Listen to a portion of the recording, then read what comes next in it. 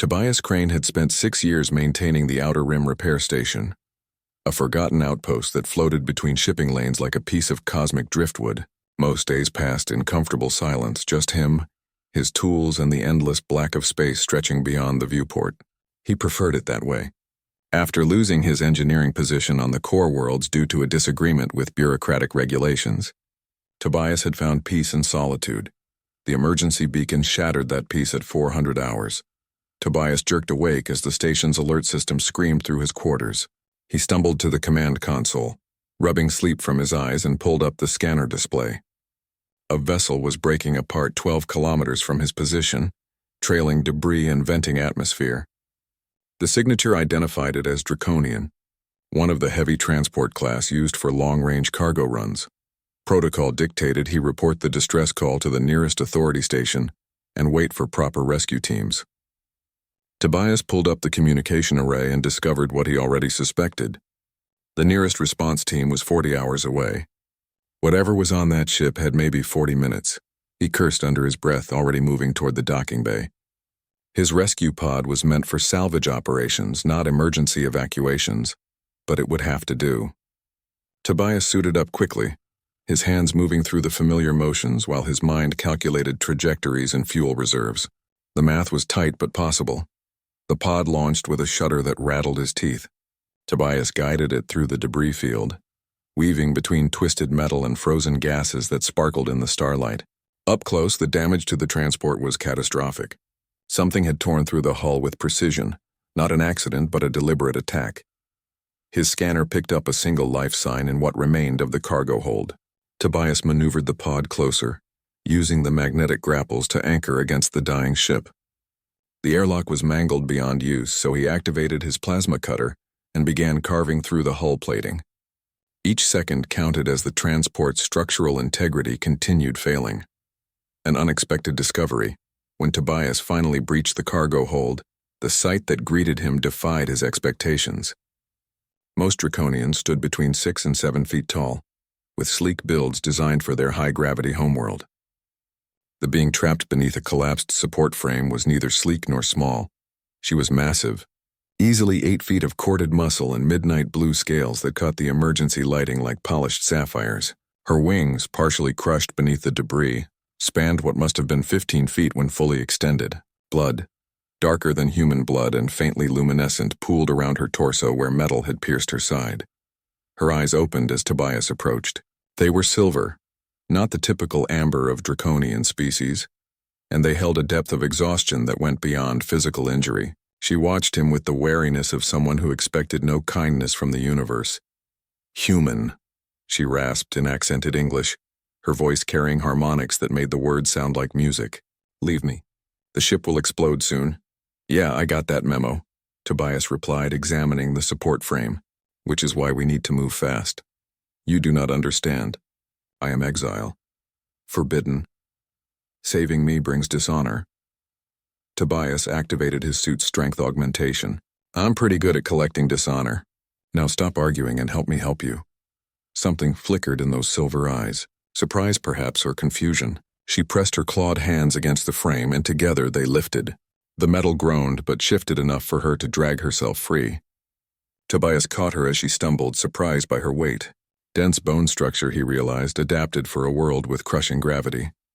Getting her to the pod required all his strength and her remaining willpower. She was fading fast, blood loss combining with what looked like radiation poisoning. Tobias strapped her into the passenger harness and fired the thrusters just as the transport's reactor began its final cascade. The explosion bloomed behind them, a brief star in the darkness, and Tobias wrestled the pod back toward his station. Questions without answers. The Draconian female, Seraphine, she managed to tell him her name before losing consciousness, remained unconscious for 18 hours. Tobias converted his small medical bay into a makeshift trauma center, using everything he knew about xenobiology and quite a bit of improvisation. Draconian physiology was different enough from human that standard medical protocols barely applied. But blood was blood and wounds were wounds. He worked through the night, cleaning injuries, applying synthetic tissue scaffolding, and administering broad-spectrum antibiotics that hopefully wouldn't poison her. Her scales were scarred beneath the fresh wounds, old marks that told stories of past violence. Some were clearly ceremonial, ritual markings common to draconian culture. Others looked like restraint burns, the kind that came from fighting against bonds. When Seraphine finally woke, Tobias was running diagnostics on the station's life support systems, calculating how long his supplies would last with 2 occupants instead of 1. She sat up slowly, her wings rustling against the medical bay's walls, and surveyed her surroundings with those unsettling silver eyes. "You are foolish," she said without preamble. "Saving me was a mistake?" "Probably," Tobias agreed, not looking up from his console. "But I make a lot of those. How do you feel?" "Alive." She said the word like an accusation. "Why did you do this?" "You are human." "I am draconian. We are not allies. We're not enemies either," Tobias replied. "At least I didn't think we were. Someone apparently disagreed, judging by what happened to your ship." Seraphine's scales rippled, a sign of distress. "My transport was attacked by my own people. They waited until we were far from any witnesses." "Your own people? Why?" Before she could answer, the station's proximity alert chimed. Tobias pulled up the scanner display and felt his stomach drop. 3 draconian warships had just emerged from hyperspace, and they were heading directly for his station. The lead vessel was broadcasting an identification code that marked it as belonging to the Draconian High Command. "That," Seraphine said quietly, "would be my father, and he is not here to thank you." The docking clamps engaged with a metallic thud that reverberated through the entire station. Tobias watched through the security feed as the airlock pressurized and 3 figures in ceremonial draconian armor stepped aboard. The leader was immediately recognizable by the way he carried himself, with the absolute authority of someone who had never been told no and survived. General Draken was shorter than his daughter, but built like a fortress. His crimson scales were polished to a mirror shine, and the golden insignia on his chest marked him as one of the 12 ruling military commanders of the Draconian sovereignty. 2 guards flanked him, their hands resting on plasma rifles that probably cost more than Tobias's entire station. Seraphine had retreated to the medical bay, but Tobias could see her through the transparent partition. She stood perfectly still, wings folded tight against her back, looking like someone preparing for execution. Tobias met them in the main corridor, deliberately blocking the path to the medical bay.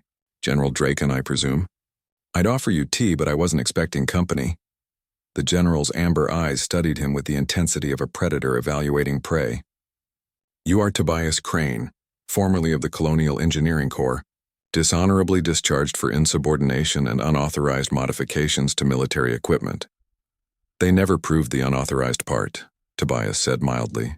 "And I prefer creatively discharged. Sounds better on a resume."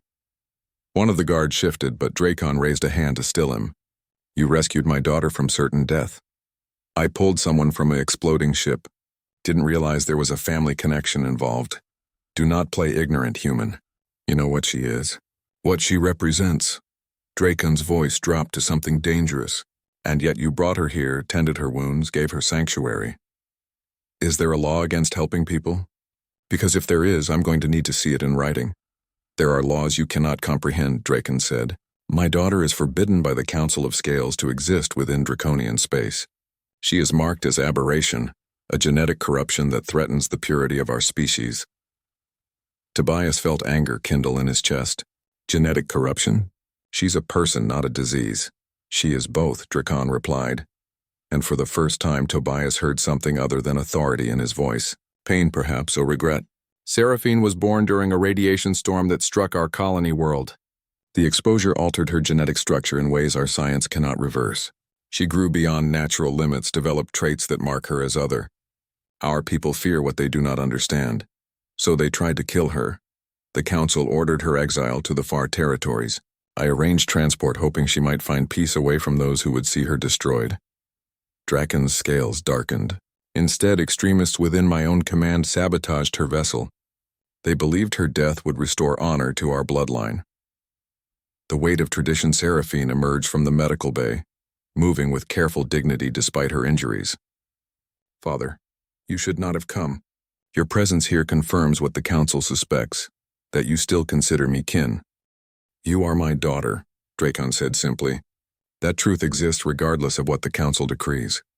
A truth that could cost you everything you have built. Let it." The general's voice carried finality. He turned to Tobias. Human, you have created a complication. By saving Seraphine's life, you have invoked the ancient law of Jarakel, the life debt. This debt must be satisfied according to our traditions. Tobias crossed his arms. I'm not big on traditions I never agreed to follow. The debt exists whether you acknowledge it or not. There are only two paths to resolution. Dracon began counting on his clawed fingers. First, Seraphine may serve you for one complete solar cycle, 12 months of your Earth calendar, after which the debt is cleared and she is free to seek her own path. And the second option? You accept formal bonding, what your species calls marriage. This would make Seraphine a member of your household, protected by your name and lineage. The debt would be immediately satisfied and she would gain legal status as your mate, placing her beyond the council's reach. The words hung in the recycled air of the station. Tobias looked at Seraphine, who had gone very still. This is insane. We barely know each other. Many draconian bondings are arranged between strangers, Dracon said. Love is considered less important than duty and compatibility. Well, I'm human, and we generally like to know someone before marrying them. Tobias rubbed his temples, feeling a headache building. What happens if I choose neither option? Then Seraphine remains in legal void. One of the guards spoke for the first time. She can be killed by any draconian who encounters her, and no law will protect her. She becomes prey.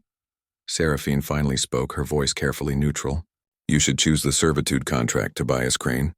1 year of labor is simple, transactional. I can work, repair, fight if needed. At the cycle's end, I will leave and trouble you no more. And go where? Tobias demanded. Back to running from people who want you dead? I have been running my entire life. 1 more year changes nothing. Tobias studied her face, seeing the resignation there, the acceptance of a terrible fate. It reminded him of something he had seen in his own mirror during the dark years after the colony disaster. The look of someone who had stopped fighting for their own happiness. A choice made in honesty. Can I speak with Seraphine alone? Tobias asked. Dracon considered, then nodded. You have 1 hour to decide. After that, I must report to the council and they will send hunters. He and his guards withdrew to the docking bay, leaving Tobias and Seraphine in the corridor. You do not have to do this, Seraphine said immediately. The servitude option gives you labor without permanent obligation. Take it. Why were you really on that transport? Tobias asked instead of answering. Your father said exile, but there's more to it. Seraphine's wings rustled, a nervous gesture. I volunteered for deep space exploration. The council saw an opportunity to rid themselves of an embarrassment while appearing merciful. I would venture beyond charted space, seeking new worlds for colonization. A noble mission that conveniently removed me forever. You were being sent to die slowly instead of quickly. Yes, but on my own terms, exploring the stars rather than locked in some facility. Her silver eyes met his. The sabotage was unexpected. Someone grew impatient with the slow death and decided to accelerate it. And now your father is trying to protect you the only way he can, by binding you to someone the council cannot easily reach. He is being sentimental. Emotion clouds his judgment, but her voice wavered slightly. Tobias walked to the viewport, looking out at the stars. 6 years ago, I lost everything because I valued being right over being careful. I modified defense systems without approval because I knew my changes would save lives. The bureaucrats disagreed and I was discharged. Spent a long time being bitter, hiding out here where nobody could tell me I was wrong again. Why are you telling me this? Because I recognized something in you when I pulled you from that wreckage. The same thing I saw in my reflection for years. He turned to face her.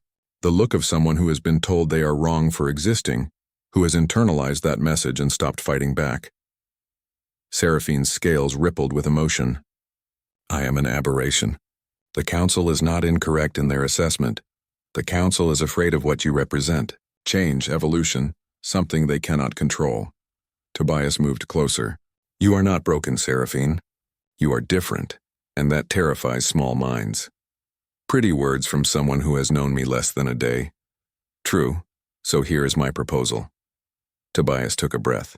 We choose the bonding ceremony. But we treat it as what it really is, a legal protection. You get safety and status. I get a companion on this isolated station who actually knows how to hold a conversation. We give it 1 year, the same as the servitude contract. At the end, if you want to leave, we file for dissolution. Draconians allow divorce, right? Not traditionally, but exceptions exist for interspecies bondings, Seraphine admitted. You would do this? Bind yourself legally to a stranger for my benefit? I would do this for both our benefits, Tobias corrected. I've been alone too long, Seraphine. Maybe we both have. This does not have to be permanent, but it could be a chance for both of us to stop running. The bonding ceremony took place on the observation deck, with General Dracon officiating and the two guards serving as witnesses. Draconian traditions were complex, involving ritualized exchanges of vows in their musical language. But Dracon simplified the process for Tobias's sake. Do you, Tobias Crane of Earth, accept Seraphine into your household as bonded mate, to provide protection and partnership until the stars grow cold or your lives end naturally? I do, Tobias said, feeling the weight of the words despite knowing they had built in an exit clause. Do you, Seraphine, daughter of Dracon, accept this human as bonded mate, to honor his household and stand beside him in all challenges? Seraphine's silver eyes held Tobias's gaze. I accept this bond freely given and freely made. Dracon produced a small device that projected holographic symbols around their joined hands. The symbols burned bright, then faded, leaving behind matching marks on their skin, temporary tattoos that would last exactly 1 year before dissolving. By the authority vested in me by the Draconian sovereignty and recognized by the Galactic Federation, I declare this bond legally binding. May fortune favor your union. The ceremony concluded and Dracon prepared to depart. I will file the documentation immediately. The Council cannot touch Seraphine now without violating interspecies treaty law. He paused, looking at his daughter. You have always been my greatest pride and deepest sorrow. Perhaps this human can give you what I could not, a chance at actual happiness. Father, Seraphine said softly, and for a moment, the massive warrior woman looked young and vulnerable. Thank you. Dracon and his guards departed, their ships vanishing into hyperspace. Tobias and Seraphine stood together on the observation deck, newly bonded and acutely aware of how strange their situation had become. So, Tobias said eventually, I should probably show you where everything is. The station is not large, but it has its quirks. Tobias, Seraphine interrupted. Why did you really choose the bonding over servitude? You could have had a worker for a year with no legal complications. He considered his answer carefully. Because servitude implies ownership and I do not want to own anyone. Partnership implies equality, even if it is temporary. You deserve to be treated as an equal, Seraphine, not as property or aberration. Her scales shimmered with emotion. You are strange for a human. I get that a lot. Shadows from the past 3 weeks passed in surprising harmony. Seraphine proved invaluable around the station, her strength allowing repairs that would have taken Tobias days with mechanical assistance. She was brilliant with systems engineering, seeing connections and solutions that his human mind struggled to grasp. They fell into an easy routine, working together during station day cycles, and talking late into the night about everything from quantum mechanics to ancient Earth philosophy. Tobias learned that Seraphine had a dry wit that emerged when she felt safe, and a laugh that sounded like wind chimes. She learned that Tobias hoarded old engineering manuals like some people collected art, and that he talked to his tools when he thought nobody was listening. It was almost comfortable, almost normal. The attack came without warning. Tobias was in the maintenance crawlspace replacing a faulty processor when the station's defense grid screamed alert. He scrambled out to find Seraphine already at the command console, her wings spread in alarm. 4 ships, she reported. Small fighters, Draconian design. They are broadcasting a council execution order. For you, for both of us. The order claims I coerced you into the bonding through mind manipulation, that the ceremony is invalid, and that any human protecting me is complicit in crimes against the sovereignty. Tobias pulled up the defense controls. His station had basic shields and 2 ancient point defense cannons, sufficient for deterring pirates but useless against military-grade fighters. Can we outrun them? This station has no hyperspace capability. We are trapped. The lead fighter's communication channel crackled to life. Aberration, Seraphine, surrender yourself immediately. The human will be spared if he cooperates with council investigators. Seraphine moved toward the airlock. I will go. There is no reason for you to die for a legal fiction. Tobias grabbed her arm. Stop. This is not a legal fiction anymore, and I am not letting you walk into an execution. You cannot fight them. No, Tobias agreed. But I can be creative. He was already accessing the station systems, fingers flying across multiple interfaces. How much do you trust me? More than I should, Seraphine admitted. Good enough. Tobias activated every system simultaneously, the station's reactor, the shield generators, the point defense grid, even the life support recyclers. Power consumption spiked into dangerous levels, warning alarms screaming as he deliberately overloaded the network. The fighters opened fire, plasma bolts hammering the shields. Tobias watched the power levels climb, calculating trajectories and timing. Seraphine, when I say now, hit the emergency vent release on the portside fuel tanks. That will ignite the escaping fuel. Exactly. The shields failed under sustained fire. Tobias waited until the fighters moved into optimal position, clustering their attack pattern. Now, Seraphine slammed the release. Fuel vented into space, forming a cloud that the station's maneuvering thrusters ignited instantly. The explosion was spectacular, a brief sun that engulfed two of the fighters and damaged a third. The fourth veered away, retreating into hyperspace. Truth and consequences. In the aftermath, with the station damaged but intact, Tobias and Seraphine worked together to restore critical systems. The attack had proven something important. The Council would not stop, would not accept the bonding as legitimate. They would keep sending hunters until Seraphine was dead. We cannot stay here, Seraphine said as they repaired a cracked fuel line. They will return with heavier ships. I know. Tobias had been thinking the same thing. We need to take this to the Galactic Federation. Make the Council's actions public. That would require leaving the Outer Rim and traveling to Federation space. Weeks of hyperspace travel through territory where Council hunters operate freely. Do you have a better idea? Seraphine was quiet for a long moment. No, but Tobias, if we do this, there is no going back. You will be marked as enemy of the draconian sovereignty. Your life will never be safe. My life stopped being safe the moment I pulled you from that transport, Tobias replied. Besides, I have been playing it safe for 6 years, and all it got me was loneliness and boredom. Maybe it is time to be reckless again. She studied him with those remarkable silver eyes. You are either the bravest human I have met or the most foolish. Why not both? Tobias grinned. Come on, help me prep the emergency shuttle. We have a long journey ahead, and I want to be gone before the Council sends something we cannot blow up. As they worked, Seraphine said quietly, this bonding was supposed to be temporary, a legal convenience for 1 year. Plans change, Tobias replied. If you still want to leave after we survive this, I will honor that. But right now we are partners, and partners do not abandon each other when things get difficult. Partners, Seraphine repeated, testing the word. Then she smiled, a real smile that transformed her face from stern warrior to something gentler. I find I do not mind that designation. They launched 12 hours later, the shuttle's hyperspace drive engaging as the station's automated systems went into lockdown behind them. Ahead lay Federation space, potential sanctuary, and the chance to expose the Council's crimes. Behind lay everything familiar and safe. Tobias looked over at Seraphine in the co-pilot seat, her wings folded in the cramped space, her attention focused on navigation calculations. He thought about how much had changed in just a few weeks, how his quiet exile had exploded into something dangerous and meaningful. You know, he said conversationally, when I woke up that morning and saw your distress signal, I almost ignored it. Almost decided it was not worth the trouble. I am grateful you did not, Seraphine replied. Me too. Tobias adjusted their course, pointing the shuttle toward the distant light of Federation territory. Me too. The stars streamed past in hyperspace ribbons of light, and two unlikely companions flew toward an uncertain future, bound not by debt or obligation, but by choice, the most powerful bond of all. The end.